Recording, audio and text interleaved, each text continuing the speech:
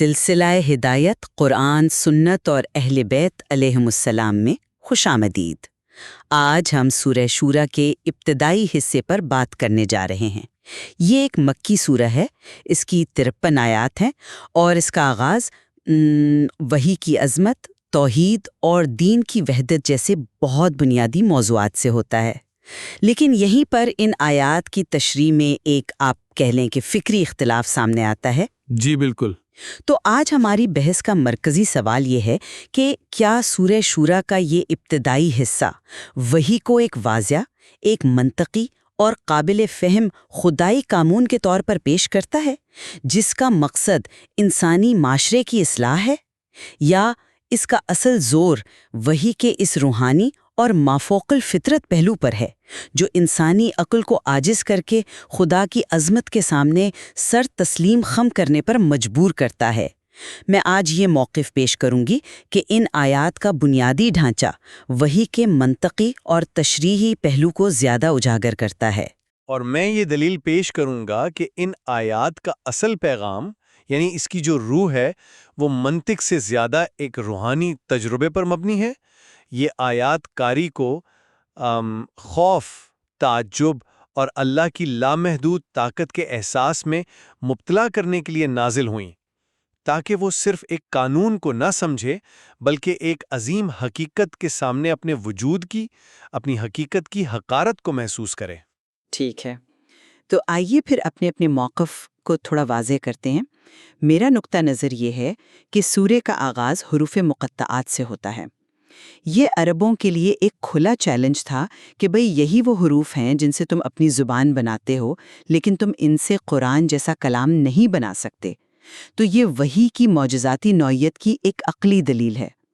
اس کے بعد تمام انبیاء کے لیے ایک ہی دین مقرر کرنے کا جو ذکر ہے، یعنی شرع لکم من الدین، یہ اس بات پر زور دیتا ہے کہ وحی ایک مسلسل، مربوط اور ایک منطقی نظام ہدایت ہے، کوئی اچانک سے ظاہر ہونے والا پراسرار واقعہ نہیں۔ میں اس سے تھوڑا مختلف زاویہ نظر رکھتا ہوں۔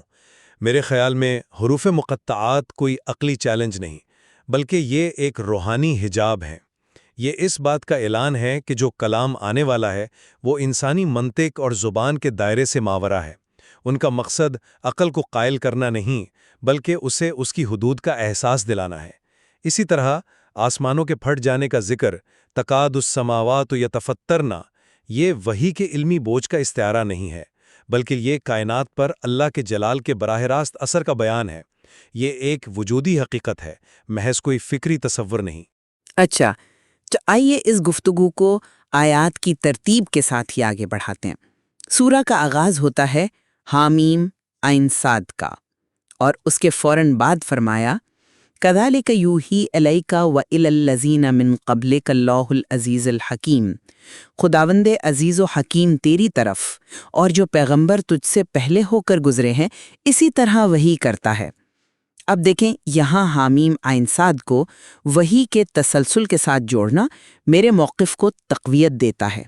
یہ حروف اس بات کی علامت ہیں کہ جس طرح پچھلے انبیاء پر وحی آئی، ٹھیک اسی طرح آپ پر بھی آ رہی ہے۔ یہ ایک نظام ہے، اور اس نظام کا بھیجنے والا عزیز یعنی غالب اور حکیم یعنی حکمت والا ہے، اور حکمت کا تعلق تو براہ راست منطق اور فہم سے ہے۔ میں آپ کی بات سمجھ رہا ہوں، لیکن میرے خیال میں آپ عزیز کی صفت کو تھوڑا نظر انداز کر رہے ہیں۔ دیکھیں، عزیز کا مطلب صرف غالب نہیں، بلکہ وہ ہستی بھی ہے جس تک رسائی ممکن نہ ہو، جو بے مثال ہو۔ یہاں حمد، عشق جیسے پراسرار حروف کے فوراً بعد عزیز کا ذکر اس بات پر زور دیتا ہے کہ وہی ایک ایسی غالب اور ناقابل فہم حقیقت کی طرف سے آ رہی ہے جسے پوری طرح سمجھنا ممکن ہی نہیں۔ آپ اسے ایک لسانی چیلنج قرار دے رہی ہیں، جبکہ میں اسے ایک وجودی حد بندی سمجھتا ہوں۔ یہ حروف بتاتے ہیں کہ یہاں انسانی عقل کا دائرہ ختم ہوتا ہے اور ایمان کا دائرہ شروع ہوتا ہے۔ علامہ طباطبائی جیسے مفسرین نے بھی تو ان حروف کو اللہ اور اس کے رسول کے درمیان ایک راز قرار دیا ہے، جو اس کی مافوق الفطرت نوعیت کی طرف ہی اشارہ ہے۔ لیکن اگر مقصد صرف عقل کو عاجز کرنا تھا، تو پھر قرآن بار بار تدبر اور تفکر کی دعوت کیوں دیتا ہے؟ ان حروف کے بعد فوراً یہ بتانا کہ یہ وحی کا وہی طریقہ ہے جو پہلے بھی تھا، یہ تو سامعین کو ایک شناسا فریم ورک فراہم کرتا ہے۔ یہ ایک طرح سے اطمینان دلانا ہے کہ یہ کوئی اجنبی چیز نہیں بلکہ ہدایت الہی کا ایک تسلسل ہے۔ اس میں خوف سے زیادہ فہم کی دعوت ہے۔ فہم کی دعوت ضرور ہے، لیکن خشیت اور خوف کے ساتھ۔ اگلی آیت دیکھیں، تکاد السماوات یتفطرن من فوقہن والملائکۃ یسبحون بحمد ربہم ویستغفرون لمن فی الارض۔ قریب ہے کہ آسمان اوپر سے پھٹ جائیں اور فرشتے اپنے رب کی حمد کے ساتھ تسبیح کرتے ہیں اور زمین والوں کے لیے استغفار کرتے ہیں۔ اب آپ بتائیں، کیا یہ ایک منطق کی دلیل کا ماحول ہے یا ایک ایسے منظر کی تصویر کشی ہے جہاں پوری کائنات بشمول فرشتے اللہ کے جلال سے لرز رہی ہے؟ آسمانوں کا پھٹ جانا وحی کے نزول کے وزن کا بیان ہے، جیسا کہ سورہ حشر میں بھی فرمایا گیا کہ اگر قرآن پہاڑ پر نازل ہوتا تو وہ بھی پھٹ جاتا۔ یہ وحی کے علمی سنگینی نہیں بلکہ اس کی وجودی ہیبت کو ظاہر کرتا ہے۔ میں اس آیت کو مختلف انداز سے دیکھتی ہوں۔ میرے خیال میں آسمانوں کا پھٹ جانا مشرکین کے شرک کی سنگینی پر کائنات کا رد عمل ہے، جیسا کہ سورہ مریم میں ہے کہ جب لوگ اللہ کے لیے اولاد منسوب کرتے ہیں تو قریب ہے کہ آسمان پھٹ پڑیں۔ اس لحاظ سے تو یہ آیت وحی کے پیغام یعنی توحید کی عقلی اور اخلاقی اہمیت کو اجاگر کر رہی ہے۔ یہ بتایا جا رہا ہے کہ تمہارا شرک اتنا بڑا جرم ہے کہ پوری کائنات اس پر لرز اٹھتی ہے۔ یہ ایک اخلاقی دلیل ہے، نہ کہ محض ایک مافوق الفطرت منظر۔ لیکن پھر آپ فرشتوں کے کردار کو کیسے دیکھتی ہیں؟ وہ تسبیح بھی کر رہے ہیں اور زمین والوں کے لیے استغفار بھی۔ ان کا استغفار یہ اس بات کی علامت ہے کہ انسان اپنی کمزوری کی وجہ سے اس عظیم حقیقت کو سمجھنے سے قاصر ہے اور غلطیاں کرتا ہے۔ یہ اللہ کی ہیبت اور اس کے مقابلے میں انسان کی کمزوری کا ایک تضاد ہے۔ اور یہاں ایک نقطہ اٹھتا ہے کہ کیا فرشتے سب کے لیے استغفار کرتے ہیں؟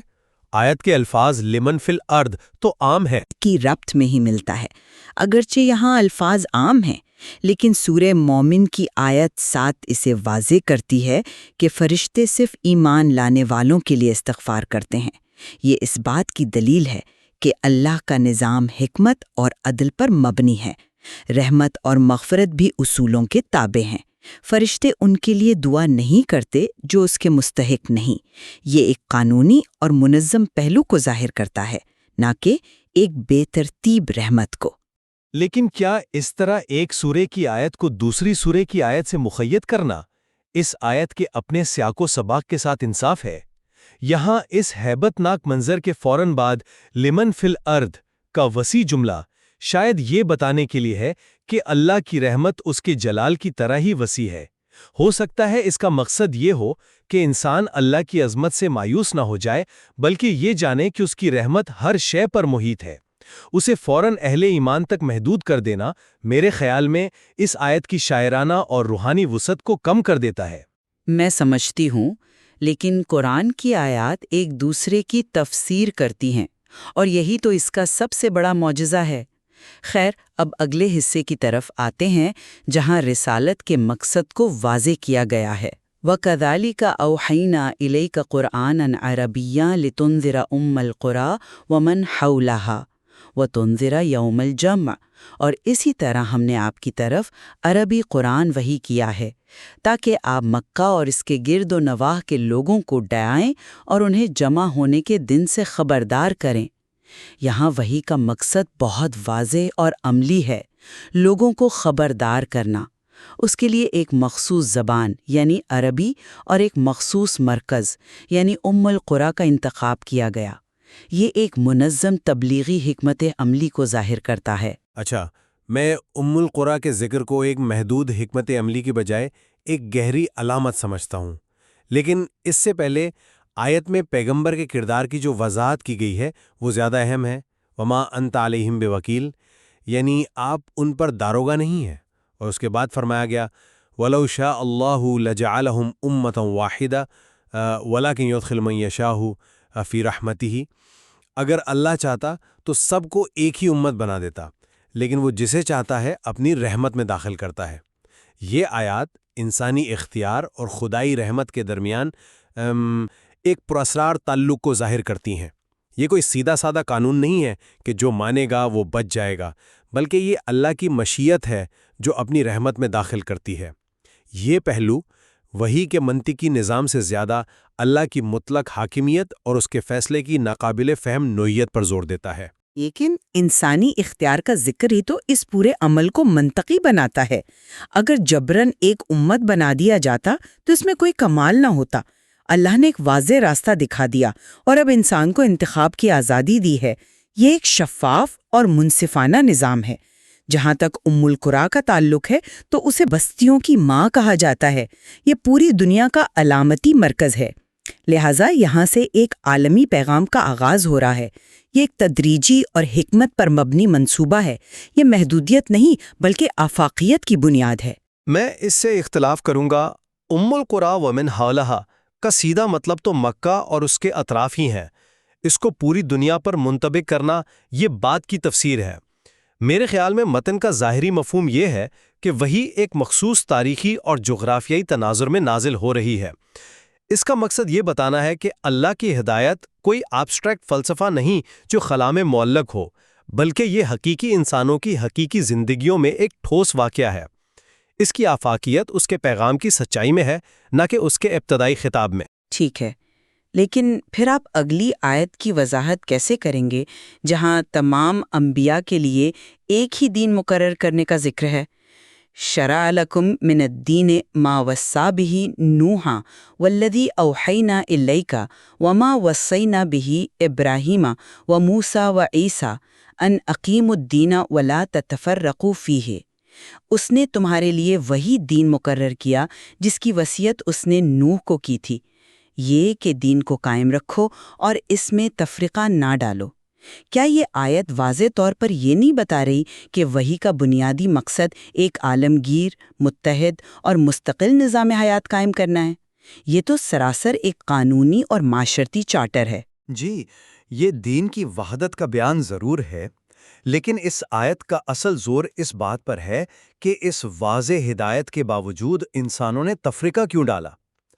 اگلا حصہ کہتا ہے وَمَا تَفَرَّقُوا إِلَّا مِن بَعْدِ مَا جَاءَهُمُ الْعِلْمُ بَغْيًا بَيْنَهُمْ، یعنی انہوں نے علم آنے کے بعد محض باہمی حسد اور سرکشی کی وجہ سے تفرقہ ڈالا۔ یہاں فوکس قانون کی وضاحت پر نہیں بلکہ انسانی نفسیات کی اس گہرائی پر ہے جو علم اور سچائی کو جاننے کے باوجود اسے ذاتی مفادات اور حسد کی وجہ سے رد کر دیتی ہے۔ یہ ایک روحانی بیماری کا بیان ہے، قانونی ڈھانچے کا نہیں۔ مسئلہ علم کی کمی نہیں بلکہ دل کی کجی ہے۔ میں آپ کی بات سے جزوی طور پر متفق ہوں، لیکن میرے نزدیک یہ آیت تفریقے کی وجہ بتا کر اس کے سدے باب کا راستہ بھی دکھا رہی ہے۔ یہ ایک معاشرتی مسئلے کی تشخیص ہے اور اس کا علاج بھی۔ علاج یہ ہے کہ پیغمبر ان کی خواہشات کی پیروی نہ کریں، وَلَا تَتَّبِعْ أَهْوَاءَهُمْ، اور عدل قائم کریں، وَأُمِرْتُ لِأَعْدِلَ بَيْنَكُمْ، اور عدل کا قیام تو ایک مکمل قانونی اور سماجی عمل ہے۔